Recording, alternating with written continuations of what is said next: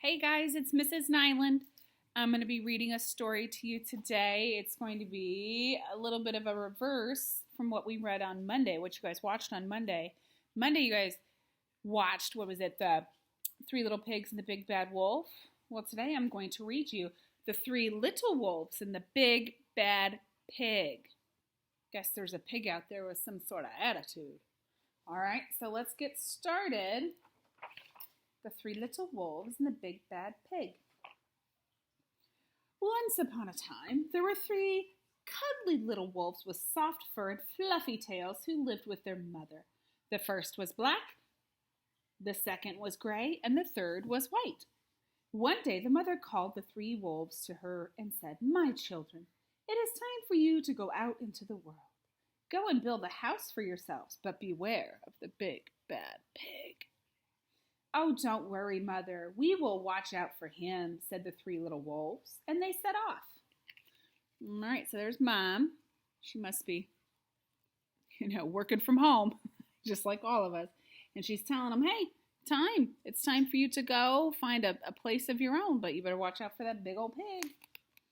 All right, let's keep going. Soon, they met a kangaroo who was pushing a wheelbarrow full of red and yellow bricks. Because I guess that's what kangaroos do. "Please, will you give us some of your bricks?" asked the little wolves. "Certainly," said the kangaroo, and she gave them lots of red and yellow bricks. Soon the three little wolves built themselves a house of bricks. That's amazing. Look at that, right off the bat, going for nice and sturdy brick house. Good thing they ran into that kangaroo. The very next day, the Big Bad Pig came prowling down the road and saw the house of bricks that the little wolves had built. The three little wolves were playing croquet in the garden. When they saw the Big Bad Pig coming, they ran inside the house and locked the door. They listened to their mama. So here they are playing croquet. It's with a mallet, and you hit these balls, and then they go through these arches.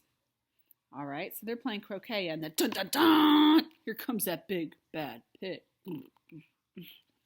He is big. The pig knocked on the door and grunted, little wolves, let me come in." "No, no, no," said the three little wolves. "By the hair on our chins, we will not let you in, not for all the tea leaves in our china teapot. Then I'll huff, and I'll puff, and I'll blow your house down," said the pig. So he huffed, and he puffed, and he puffed, and he huffed.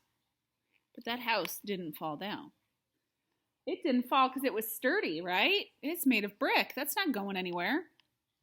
"Ha ha, pig. Take that." But the pig wasn't called the Big Bad Pig for nothing. He went and fetched his sledgehammer, and he knocked that house down. The three little wolves only just managed to escape before the bricks crumbled.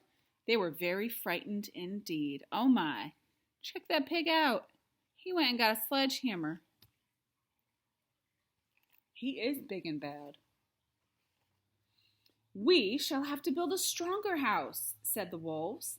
And just then, they saw a beaver who was mixing concrete in a concrete mixer. Because we know beavers have concrete mixers. And it says, "Please, will you give us some of your concrete?" asked the three wolves. "Certainly," said the beaver, and he gave them buckets and buckets full of messy, slurry concrete. So the three little wolves built themselves a house of concrete. When they say slurry, it means it's not a liquid. Well, it's liquidy, but it's not solid. It's that in between. Have you guys ever seen concrete when they're pouring it? It's really, really, really thick. Oh, I'm going to show the picture first because this is a lot of reading. And look at there. Uh-oh. No sooner had they finished than the Big Bad Pig came prowling down the road and saw the house of concrete that the little wolves had built. They were playing battledore and shuttlecock in the garden.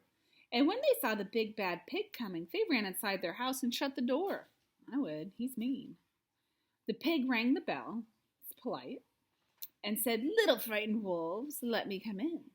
"No, no, no," said the three little wolves. "Not by the hair on our chins. We will not let you in, not for all the tea leaves in our china pot." "Then I'll huff, and I'll puff, and I'll blow your house down, said the pig. Okay, make a prediction. Do you think he's going to be able to huff and puff and blow this concrete house down? So he huffed, and he puffed, and he puffed, and he huffed. But that house didn't fall down. If he couldn't blow over the brick house, he's not blowing over the concrete house. But the pig wasn't called the big bad pig for nothing. He went and he got his jackhammer. He went and got that jackhammer drill and he smashed that house down.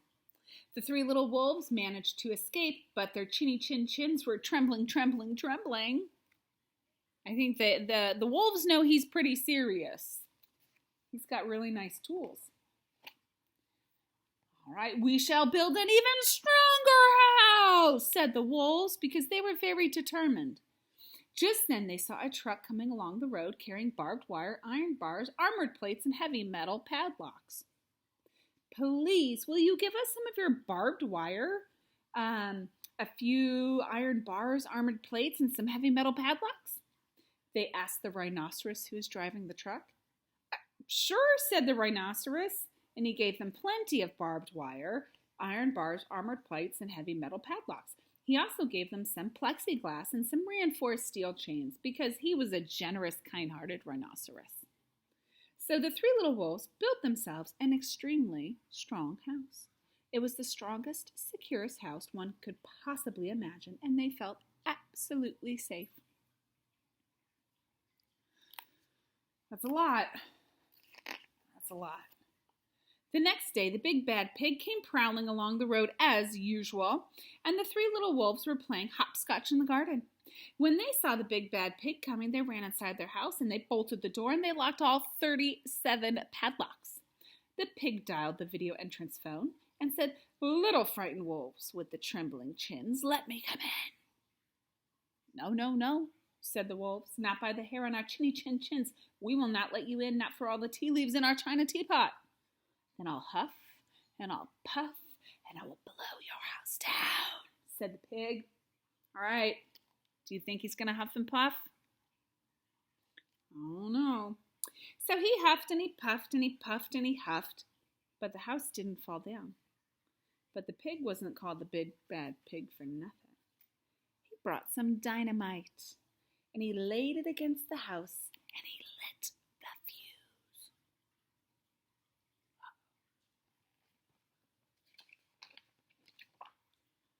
The house blew up! Oh my goodness. The three little wolves just managed to escape with their fluffy tails scorched.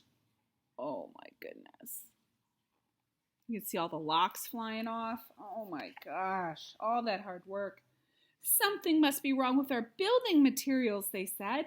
We have to try something different, but what? At that moment, they saw a flamingo come along, pushing a wheelbarrow full of flowers. "Please, will you give us some flowers?" asked the little wolves. "With pleasure," said the flamingo, and he gave them lots of flowers. So the three little wolves built themselves a house of flowers. It's nice of the flamingo. They're fun.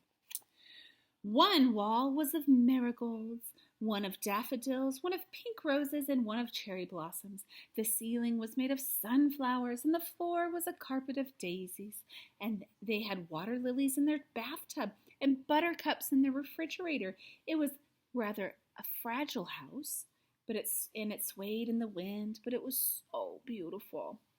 And the next day, the big bad pig came prowling down the road, and he saw the house of flowers that the three little wolves built. And he rang the blue bell at the door and said, "Little frightened wolves with the trembling chins and scorched tails, let me come in." "No, no, no," said the little wolves. "Not by the hair on our chinny chin chins, not for all the tea leaves in our china teapot." "Then I'll huff and I'll puff and I'll blow your house down." Uh-oh. Now this time I really think he could do it because it's flowers. We'll see. But as he took a deep breath, Ready to huff and puff, he smelled the soft scent of the flowers. It was fantastic. And because the scent was so lovely, the pig took another breath and then another, and instead of huffing and puffing, he began to sniff. He sniffed deeper and deeper until he was quite filled with the fragrant scent. His heart grew tender, and he realized how horrible he had been. Right then, he decided to become the big good pig. And he started to sing and dance the Tarsanella. That's fun. Where'd he get a tambourine? Pig's got everything. At first, the three little wolves were a bit worried that it might be a trick, but soon they realized that the pig had truly changed, so they came running out of the house and they started playing games with him. First, they played Pig Pog, and then Piggy in the middle, and then when they were all tired, they invited him into the house. That was nice of them. They're very trusting. They offered him tea and strawberries and wolfberries, and they asked him to stay with them as long as he wanted. The pig accepted, and they all lived happily together ever after. Aww. Well, that was a fun book. I hope you guys enjoyed it, and hopefully I'll get to read to you really soon again. Bye, guys.